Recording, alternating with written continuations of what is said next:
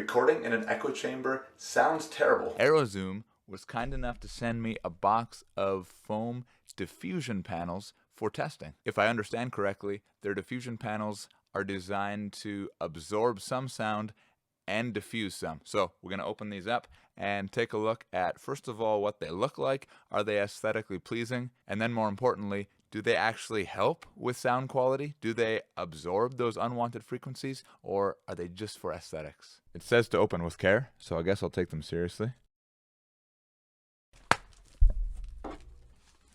All right, these are the foam diffusion panels wrapped up in foam.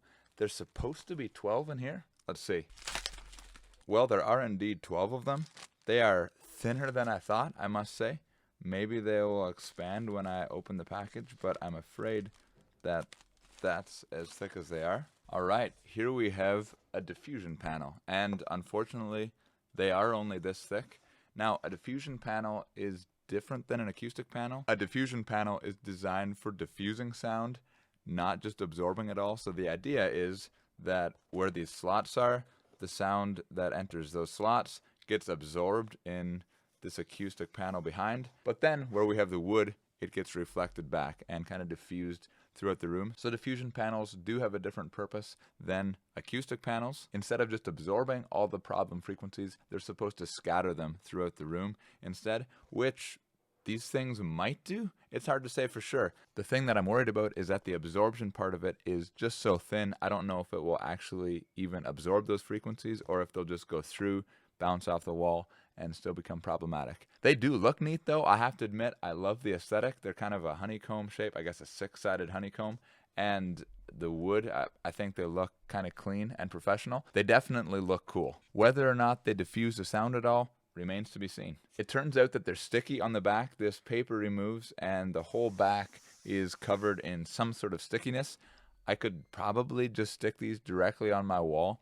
I'm not going to do that because I don't want to permanently mount them yet until I know what good they actually do. So let's go try to find a way to mount these things, and then we can see if they actually diffuse the unwanted frequencies or if they just look cool. I got them all laid out in the pattern that I wanted. Then I flipped them all upside down and prepared to fasten them together. I measured and cut a piece of cardboard that would make some good backing. Arrowzoom was kind enough to send along some double-sided 3M tape, so I put a strip of this tape down each of the rows of the diffusion panels. I then placed the piece of cardboard on top to hold the whole thing together.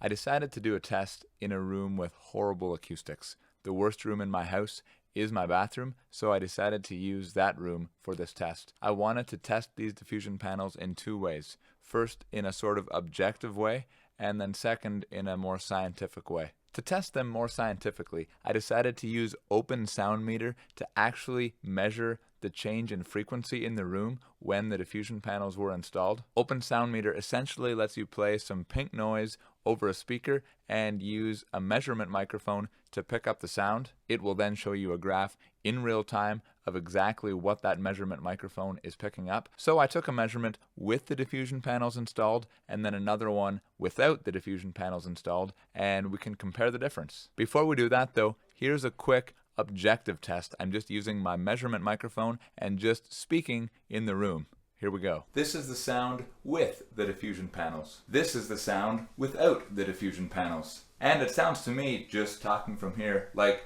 there is at least a small difference. When I was talking there in the bathroom, I could hear a small difference in the sound of the room with the diffusion panels versus without. Listening back to it now here in my headphones, the difference is very small. It's there, but it's not huge. Based on this, these things are not going to save the day for your room. Let's see what the more scientific test shows. Here's Open Sound Meter, and this top graph shows what the measurement microphone is picking up in the room with the diffusion panels, and now here without the diffusion panels.